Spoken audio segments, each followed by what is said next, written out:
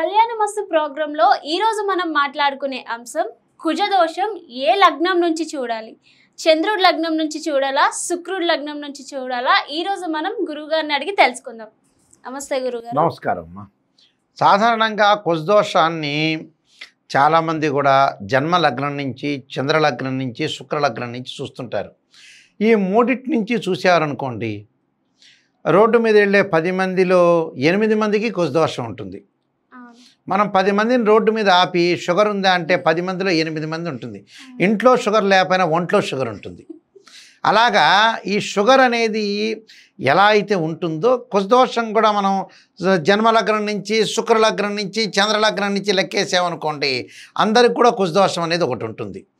అది తారతమ్యాన్ని బట్టి లెక్క వేయాలి. ఇక్కడ ఎలా లెక్క వేయాలి అనేది మనకి తర్వాత ఎపిసోడ్లో తెలుస్తుంది.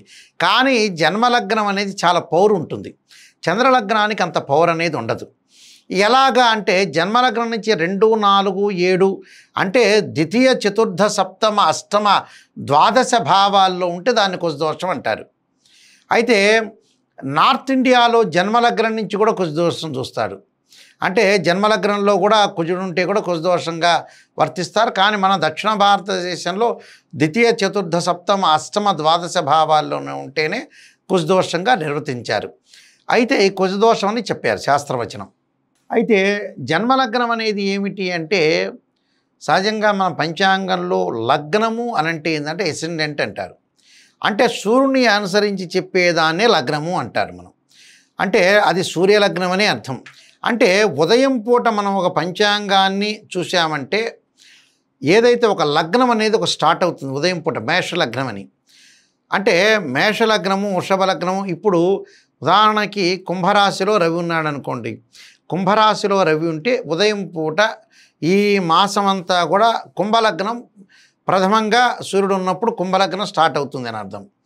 అంటే ఏ రాశుల్లో రవి 30 రోజుల పాటు ఉంటాడు. ఒక్కొక్క రాశిలో 30 రోజుల పాటు రవి ఉంటాడు. ఆ రవి ఒక్కొక్క రాశి నుంచి మరో రాశికి మారేటప్పుడు కుంభ సంక్రమణం అని, మేష సంక్రమణం అని, వృషభ సంక్రమణం అని, ఏదైతే రవి ఏ రాశుల్లో ఉంటారో ఆ రాశిని ఆ సంక్రమణంగా పేరు పెట్టి పిలుస్తాం మనం.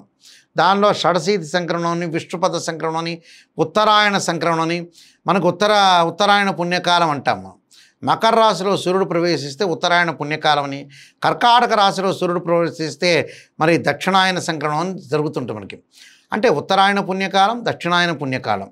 దీనిలో ఆయన పుణ్యకాలం, షడశీతి పుణ్యకాలం, షడశీతి, విష్ణుపద సంక్రమణం, ఇలాంటి సంక్రమణాలన్నీ కూడా 4గా విభజన చేశారు. ఇక్కడ మనం చూస్తే లగ్నానికి చాలా పవర్ ఉంటుంది. అంటే మనం ఏ లగ్నంలో జన్మించామో ఆ లగ్నంతోనే గ్రహాల యొక్క స్థితిగతులను మనం జాతకాన్ని అనాలిసిస్ చేస్తాం. చంద్రుడి నుంచి చేసేది కేవలం గోచారం మాత్రమే.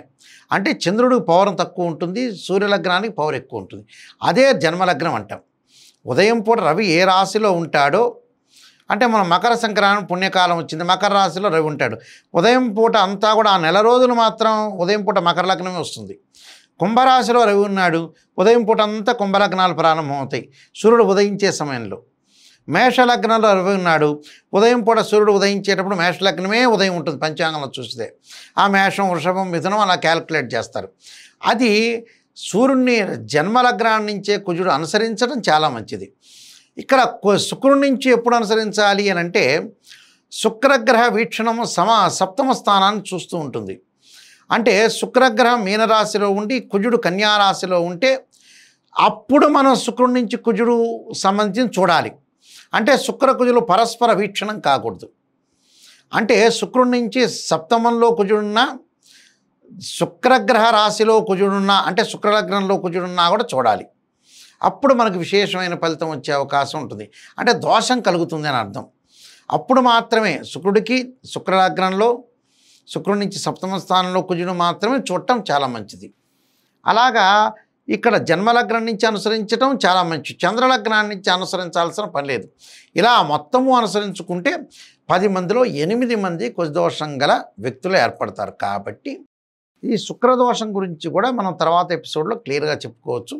ప్రస్తుతం అయితే జన్మలగ్నం నుంచే కుజుడు చూడటం అనేది చాలా మంచిది. శుక్రుడు కూడా నేను చెప్పినట్టుగా సప్తమం కానీ జన్మంలో కానీ శుక్రుడు కుజుడు కలిస్తే జన్మం అంటారు దాన్ని, అలాంటప్పుడు మాత్రం చూడటం అనేది చాలా మంచిదమ్మా. చాలా బాగా వివరించారు గురూజీ. నమస్కారం. నమస్కారం అండి.